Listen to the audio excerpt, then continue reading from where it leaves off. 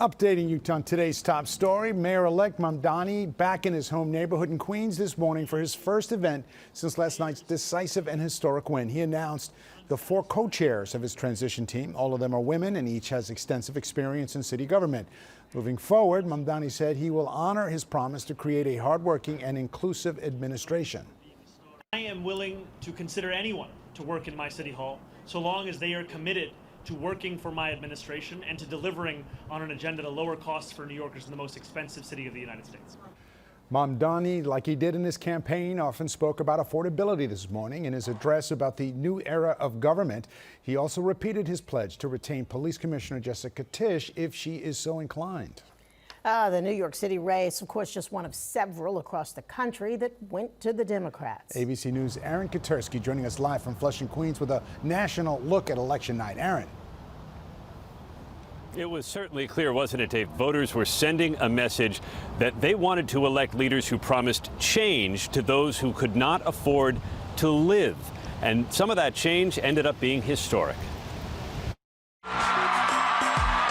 An off-year election delivered a sweep for Democrats and a rebuke of President Trump.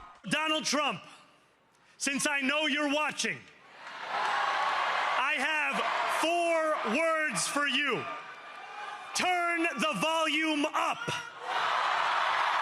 In New York, 34-year-old Democratic Socialist Aaron Mamdani became the new voice of the nation's largest city.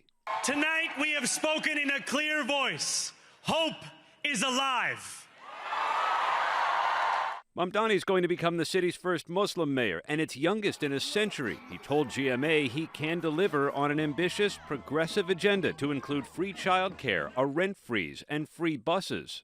I'm looking forward to showing the power of an example here in New York City, an example of what it means to not just diagnose the despair in working people's lives as the cost of living crisis, but to deliver on it. And that's the contrast between myself and President Trump. He's someone who ran an entire presidential campaign on the promise of cheaper groceries and is now, as the president, making it harder for Americans to afford those groceries by cutting SNAP benefits. Democrats can now debate whether the party's future belongs to Mamdani or to moderates like the 2 women who won governor's races in Virginia and New Jersey.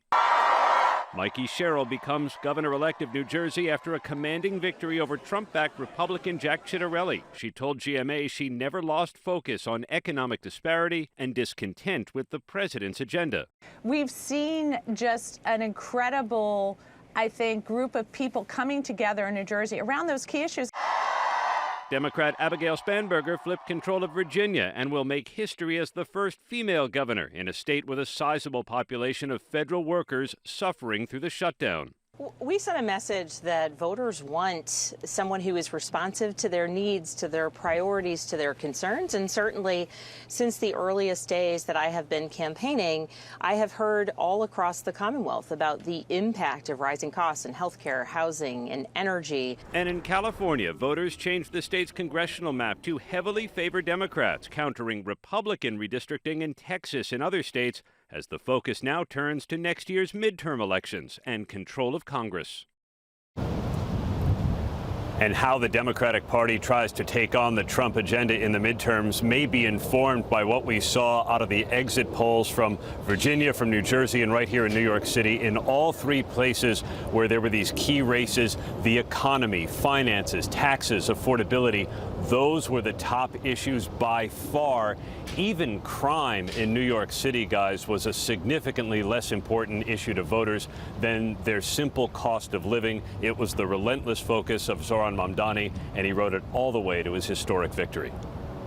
Thank you, Aaron. The word affordability used again and again and again. Thank you for that live shot.